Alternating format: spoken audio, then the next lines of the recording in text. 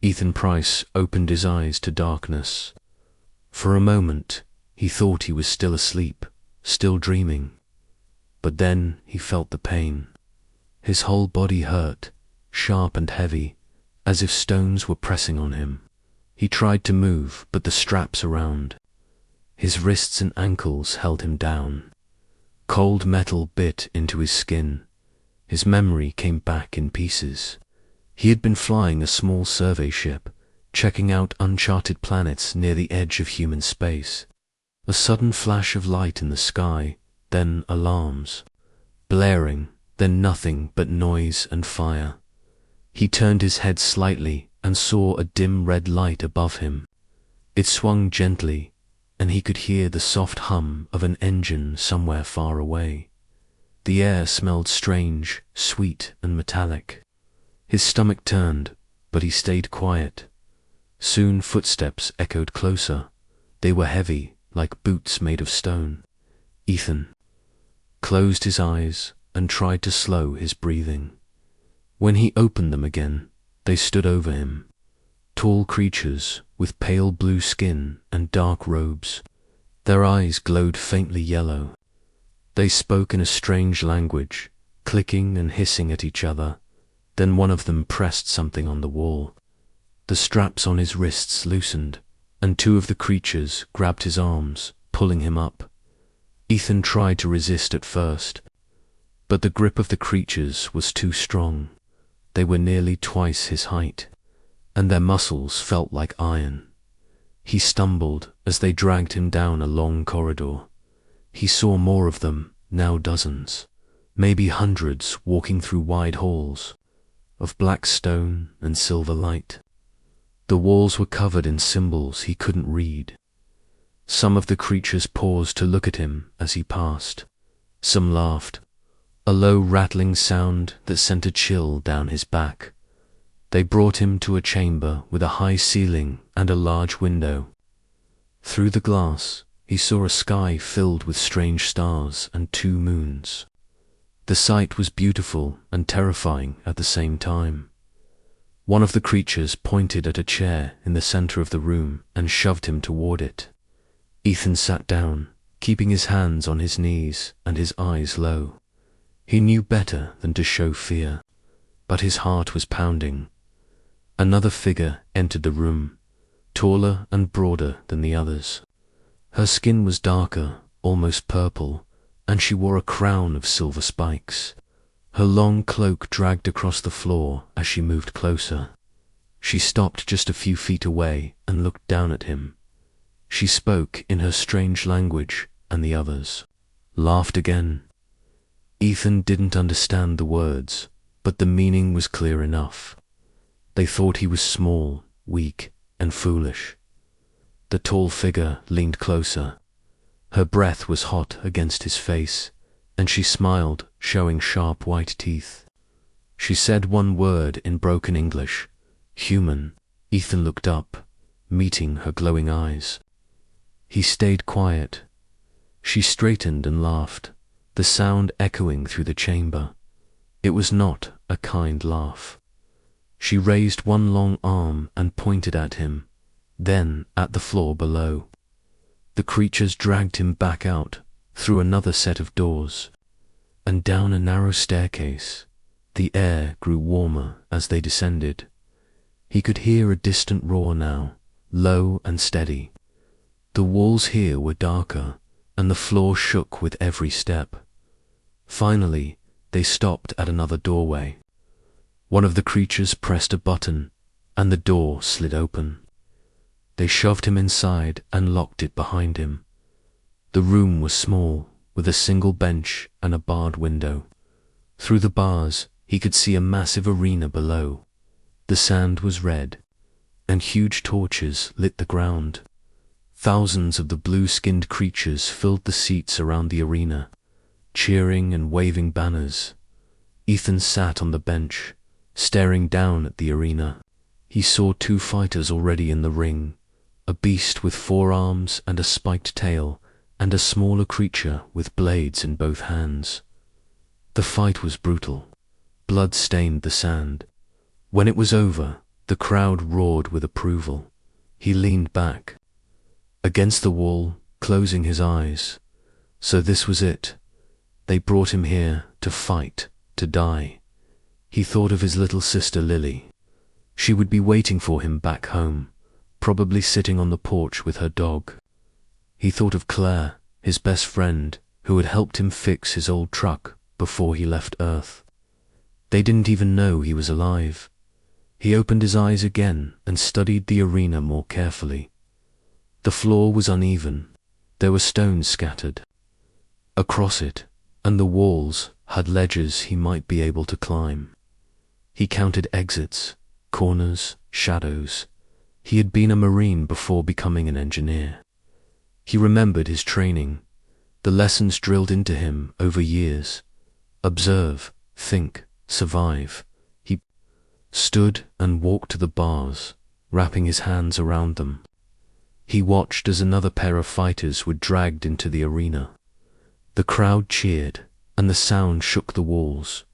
He didn't know how he would be eat whatever they threw at him. But he knew one thing. He wasn't going to just lie down and die. Not here. Not like this. Ethan sat quietly in the small room, staring down at the arena. His hands rested on the bars of the window, but his mind was far away. The sound of the crowd rose and fell like waves. He could feel it through the floor, a deep vibration that made his chest tighten. The door behind him creaked open, and 2 guards stepped in. They didn't speak to him. One of them threw a bundle of cloth on the bench. The other pointed at him and then at the clothes. Ethan turned and looked at the bundle. It was a rough set of armor, thin metal plates stitched onto dark fabric. Not much protection, but better than nothing. There was also a small leather belt with a pouch and a dull-looking dagger. The guard made a sharp gesture, and Ethan understood. He changed into the armor while the guards watched him with cold yellow eyes. When he finished, they took him by the arms and pulled him out of the room. The hallway outside was narrow and hot. The air smelled of sweat, dust, and something faintly sweet that made his nose sting. They marched him down another flight of stairs. The walls here were lined with carved faces, all of them sneering or shouting. Finally, they stopped at a massive gate. The sound of the crowd grew louder here, roaring like a storm. The guards let go of him and stepped aside. A deep voice boomed over the arena, speaking in the alien language. Ethan couldn't understand the words, but he knew they were announcing him. The crowd laughed and jeered. He took a breath and looked at the gate. He thought of Lily and Claire again. Their faces gave him a little strength. He tightened the belt around his waist, checked the dagger in its sheath, and stepped forward. The gate creaked open, and light poured in. He walked into the arena. The sand crunched under his boots. The air was hot and dry, and the torches burned. High above him, the crowd leaned forward in their seats, their eyes fixed on him. Banners waved in the wind, painted with strange symbols and beasts across the arena. Another gate opened, and his opponent stepped out. Ethan froze for just a second when he saw it. The creature was massive, at least 9 feet tall. Its skin was dark grey, covered in scars and jagged armor plates. 2 horns curled from its head, and its eyes glowed red. It carried a giant club studded with spikes, dragging it through the sand as it walked. The crowd roared its name, Groktal. Ethan swallowed hard and moved toward the center of the arena. He kept his eyes on Groktal, studying the way it walked. Heavy, slow, but powerful. The Empress stood high above them, watching from her throne. She leaned forward and smiled, her sharp teeth catching the light. Her laughter carried down to The sand. Ethan stopped a few paces from Groctel. The beast raised its club and pounded it into the ground. The crowd cheered. The voice boomed again, and then a horn sounded. The fight began. Grok, single quotes. Tal moved first, swinging the club in a wide arc. Ethan ducked just in time, feeling the wind from the blow brush past his head. He rolled away, keeping low, and scrambled to his feet. The beast growled and came at him again, faster this time. The club smashed into the sand where he had just been standing, sending up a spray of dust. Ethan ran toward the edge of the arena, trying to put some distance. Between them, the crowd booed at him, calling out words he couldn't understand. They wanted blood. Ethan glanced around, looking for anything he could use. The stones on the ground were loose, and the walls had small cracks and ledges. He picked up a stone as he ran, feeling its weight in his hand. Groctel roared and charged. At him this time, Ethan didn't run. He waited until the last moment, then sidestepped and drove the stone into the beast's knee. It howled in pain and swung its club wildly. The spike of the club caught Ethan's arm, tearing through the thin armor and cutting his skin. He bit down on the pain and kept moving. He circled Groctel, keeping just out of reach. The beast limped now, favoring its injured leg. Ethan's breath came in sharp gasps, and his heart pounded in his chest. He knew he couldn't win with strength. He had to be smarter. He drew the dagger from his belt and held it low. Grok. Single quote. Toll came at him again, slower now, but still dangerous. The club slammed into the sand, sending dust into Ethan's eyes. He coughed and blinked, backing away. The beast laughed, thinking he was finished, but Ethan had seen what he needed to see. The straps of Groctel's armor were thick but poorly tied. The plates shifted when the creature moved, leaving gaps. Near the shoulders and sides, Ethan ran toward the wall of the arena and jumped onto a small ledge. The crowd gasped, watching him climb higher. Grok. Single quotes. Toll roared and swung its club at the wall. But Ethan was already above it. He leaped from the ledge, landing on the creature's back. It bucked and thrashed, trying to shake him off. He grabbed hold of one of the horns and drove the dagger into the gap between the armor plates. The beast screamed, spinning wildly. Ethan held on, driving the dagger deeper. Ethan stood in the middle of the arena, his chest rising and falling with each breath. The sand around him was stained with Groctel's blood. The crowd was silent, the roar that had once filled the air now replaced by a heavy stillness. They stared at him, wide-eyed and unsure of what to think. His heart pounded in his chest, and the pain in his arm grew worse. Blood soaked through the torn armor, but he didn't care. He looked up at the high throne where the Empress sat. She was no longer smiling. Her eyes, those glowing yellow eyes, were fixed on him, and her expression was different now. She was watching him as though seeing something new. He heard the guards behind him. They were moving toward him, their footsteps heavy and fast.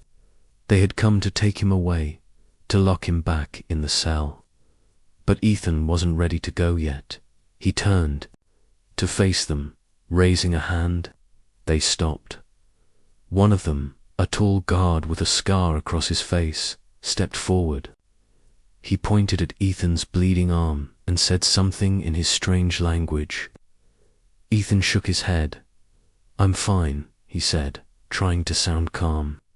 He had no idea what the guard had said, but he didn't want to show weakness. Not now. The guard didn't seem to care. He reached out to grab Ethan's arm, but Ethan pulled away. The crowd seemed to notice. A murmur passed through them, growing louder. The Empress lifted a hand, and the noise died down. With a wave of her hand, she ordered the guards to stop. They obeyed without question. The Empress stood from her throne and descended the steps toward the arena. Ethan watched her, unsure of what to expect.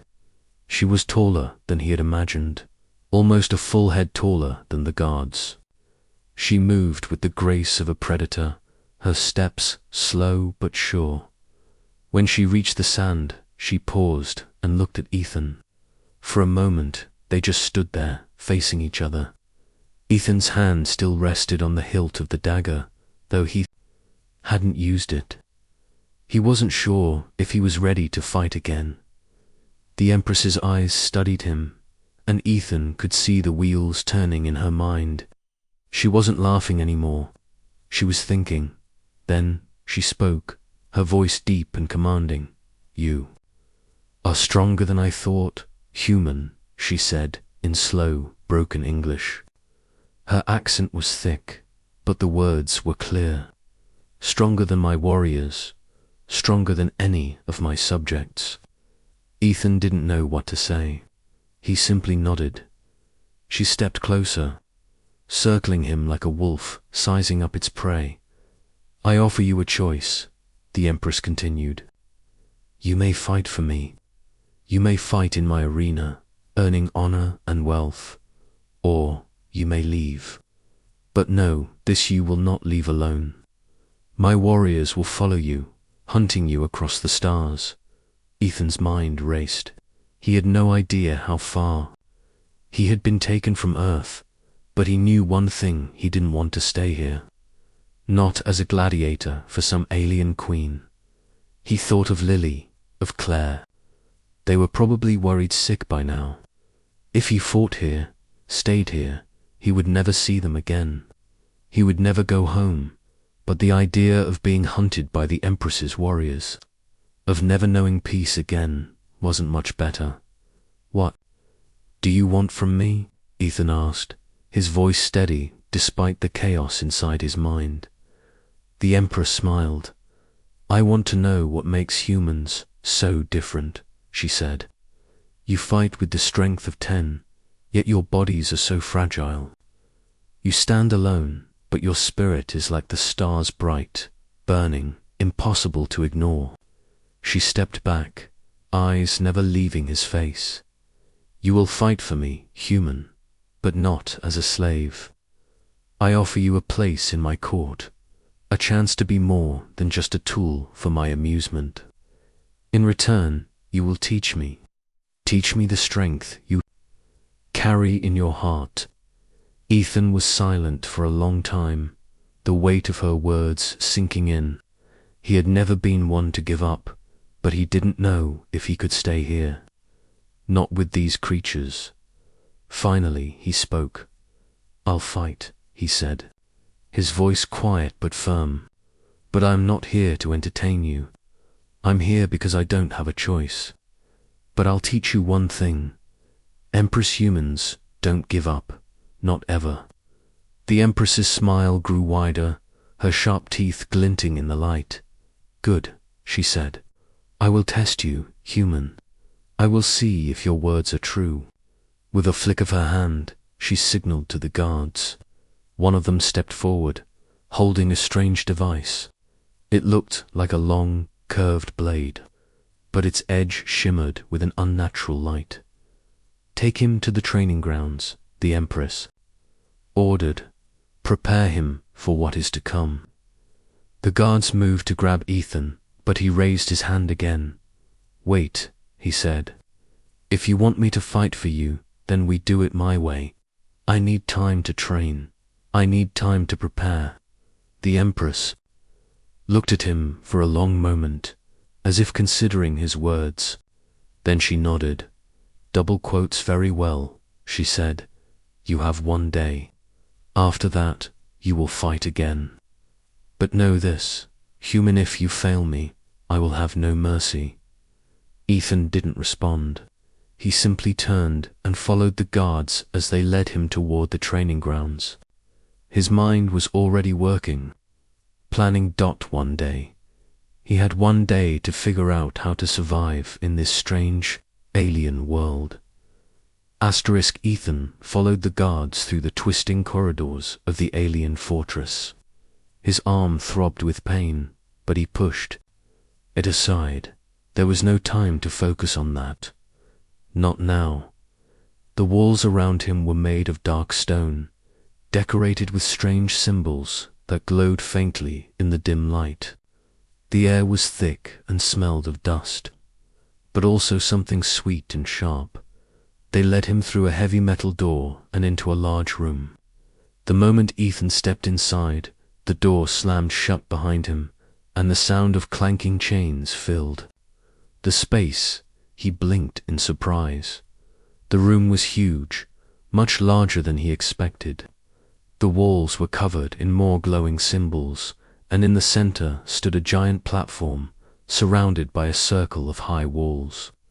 Above the platform, there was a large cage made of bars, the kind you would expect to hold animals or prisoners at one end of the room.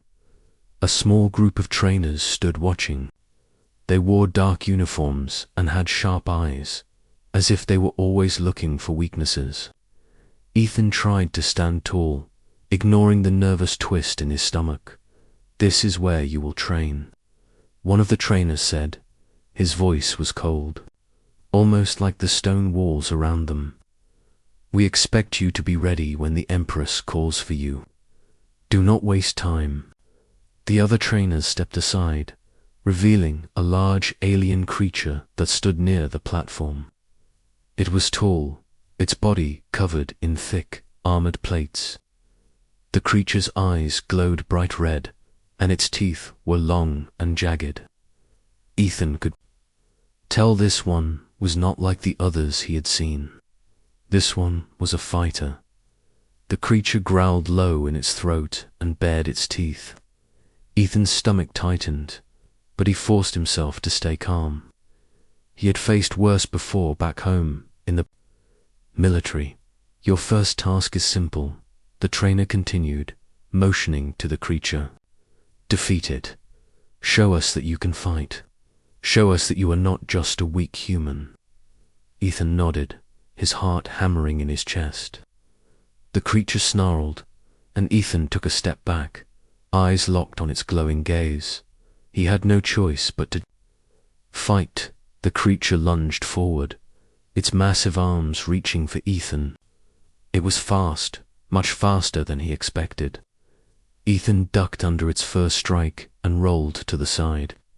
He felt the rush of air as the creature's claws sliced through the space. Where he had been just seconds before, he scrambled to his feet, drawing the small dagger from his belt. The creature turned and charged again, but this time Ethan was ready. He waited until the last moment, then leaped forward, stabbing the dagger into the creature's side. The blade made contact, but the creature's armor was thick. The dagger only scratched the surface. The creature howled in pain and swung its claws at Ethan again. He barely managed to dodge, feeling the sharp claws graze his side. He gritted his teeth and backed away, thinking fast. He wasn't going to win with just a dagger. He needed something more. He looked around the room, searching for anything that could help. There were a few large rocks near the edge of the platform. Ethan grabbed one, feeling its weight in his hands.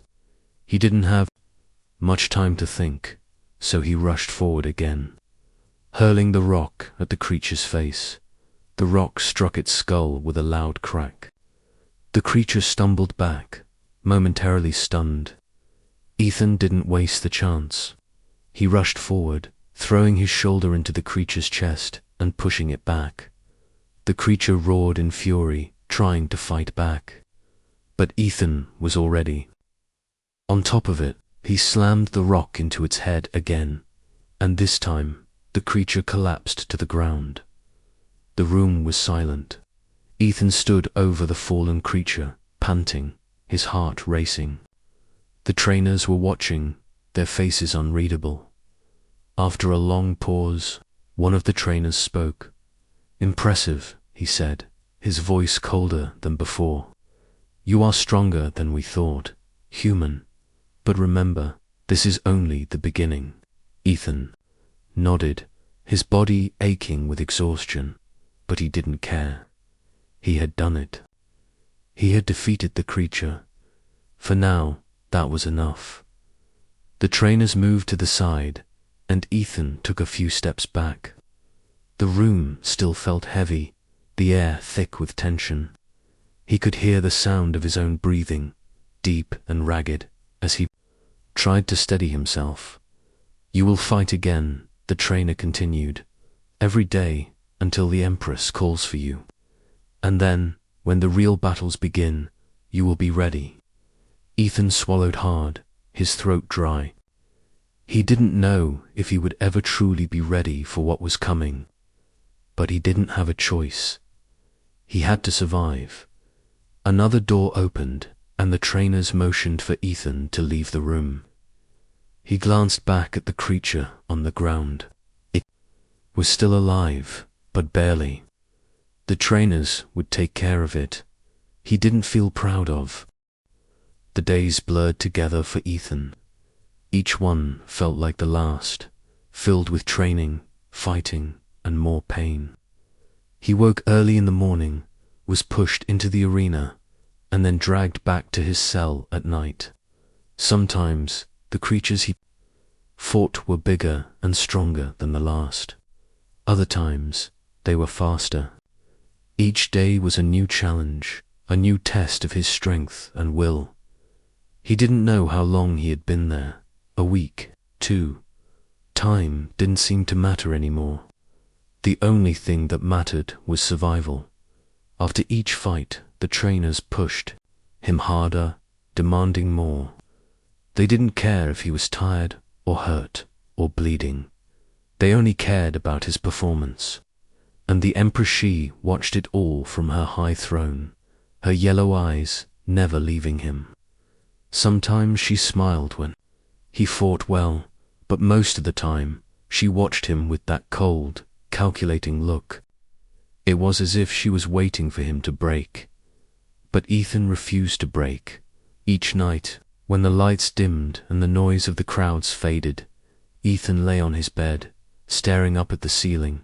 He thought of home. He thought of Lily and Claire. He thought of the quiet life he had once known. He didn't want to die here. He didn't want to be another broken gladiator in the Empress's arena. But he had no choice. One night, after another brutal training session, Ethan was led back to his cell. His arm was sore, his body bruised, but he wasn't broken. Not yet. As he passed the guards, he noticed one of them was different, taller, with a scar running down his face. This one had a strange look in his eyes. You're not like the others, the guard said in a low voice. You fight better than anyone else here. You'll go far. Ethan didn't reply. He just kept walking, his mind racing. Was the guard trying to warn him? Or was it a threat? Either way, it didn't matter. He had to stay focused. As he reached his cell, the door slid open, and the guard motioned for him to enter. Ethan stepped inside and sat on the small bench. The room was dark, the only light coming from the faint glow of the walls. It was quiet. Here, the kind of quiet that made him feel like he was completely alone in the universe. But then, the door creaked open again. Ethan turned, expecting the guards to return, but it wasn't them. It was a woman. She was small compared to the others, with pale blue skin and dark eyes. She wore simple clothes, not the armor the other warriors wore. Her hands were empty, but she moved with purpose, like someone who knew exactly where they were going. You're Ethan, right? She asked, her voice soft but steady. He nodded, confused. Who are you? My name is Yara, she said, stepping closer. I'm one of the servants here. I work for the Empress. But that's not why I'm here. Ethan stood up, watching her closely. What do you want? Yara glanced over her shoulder, making sure no one was watching, then spoke in a low voice. I've seen the way you fight. I've seen the way you refuse to give up. I think you're different from the others. You're smarter, you're stronger. She paused, her eyes locking onto his. You don't belong here. Ethan raised an eyebrow. And what exactly do you mean by that? I can help you, Yara said. I can get you out. Ethan didn't trust her. He couldn't afford to trust anyone. But there was something in her eyes that made him hesitate. Something that told him she wasn't lying. How? He asked. How can you help me? Yara glanced around the room again, as if making sure no one else was listening. Then she stepped closer, her voice even softer. There's a way out. A way to escape the Empress's fortress. But it's dangerous. You'll have to fight your way out, and you'll need to trust me. Ethan was silent for a moment, thinking. Escape. It sounded impossible, but then again, nothing about this place made sense. Why would the Empress let him go? Why would anyone want to help him? But then again, why not? He had nothing to lose. Why are you doing this? He asked. Why? Ara smiled faintly. Because I know what it's like to be trapped, to be forced to fight for someone else's amusement. She stepped back and nodded toward the door. I can give you a plan, but you'll have to act fast. Ethan didn't need any more convincing. Okay, he said. What's the plan? Yara leaned in closer, speaking quickly. The Empress is holding a special event tomorrow. A large gathering. In the arena, it's a chance for you to prove yourself again. If you can win that fight, if you can show her that you're truly the strongest, you'll have a chance to escape. And how does that help me? Because the guards will be distracted. While they're busy watching the fight, I'll slip. You out. I've already arranged everything. You just have to win. Ethan took a deep breath. He had one chance. One shot to get out of this place. He couldn't afford to waste it. All right, he said. I'll do it.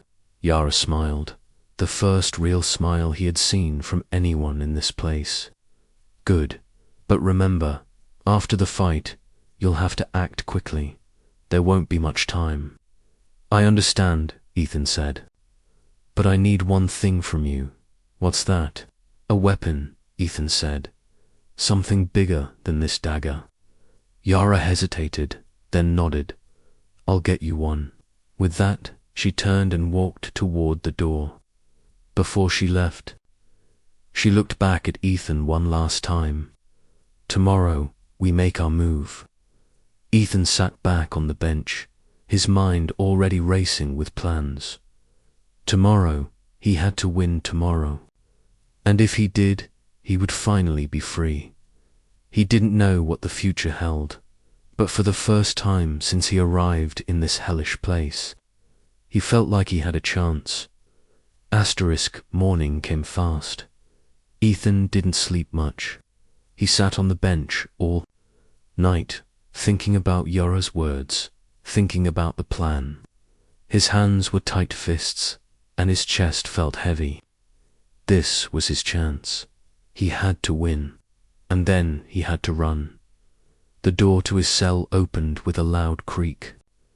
2 guards stood there. They didn't speak. They just pointed, and Ethan stood up and followed them. His legs felt heavy, but his mind was sharp.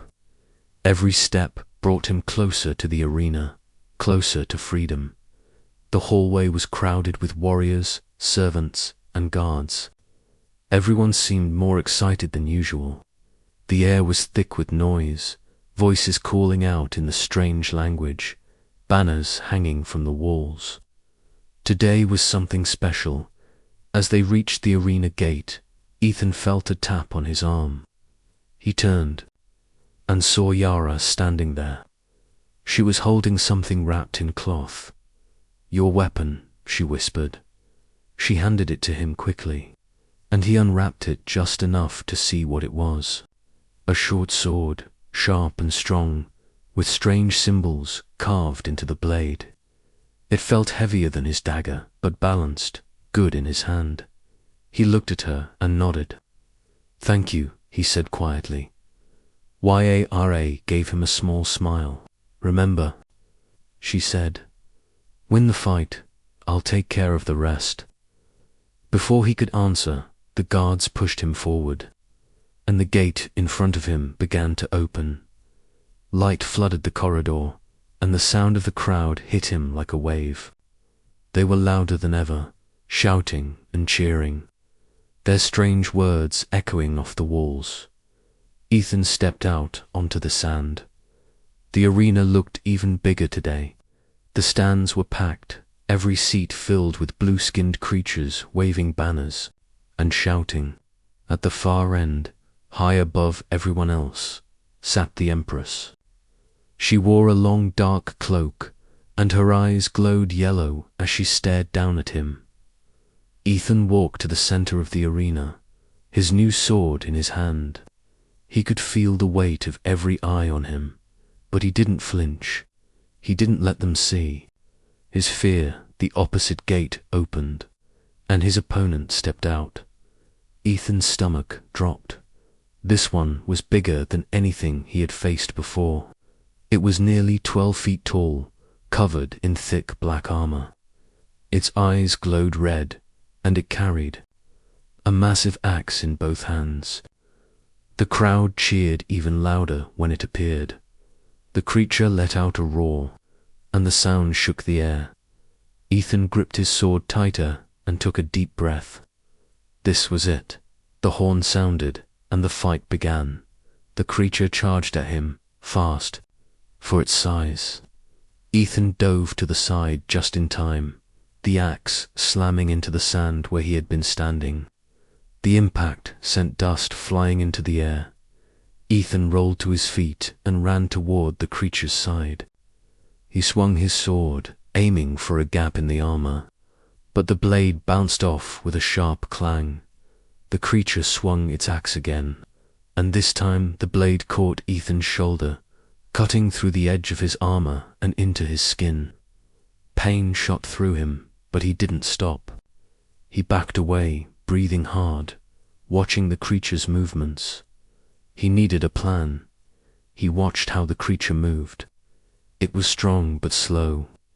Every time it swung the axe, it left itself open for just a moment.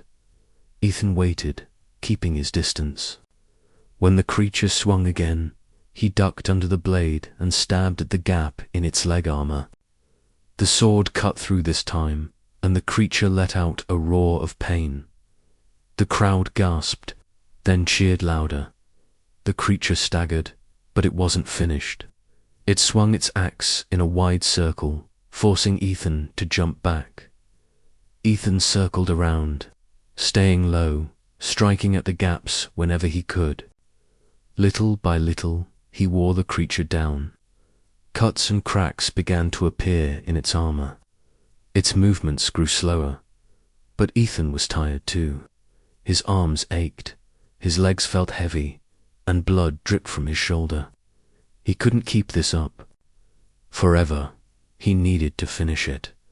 The creature raised its axe high, ready to bring it down in a final crushing blow. Ethan saw his chance. As the axe came down, Ethan rolled forward, between the creature's legs. He stabbed his sword deep into the back of its knee, and the creature collapsed to the ground with a roar. Ethan climbed onto its back, gripping his sword with both hands, and drove the blade into the back of its neck. The creature let out one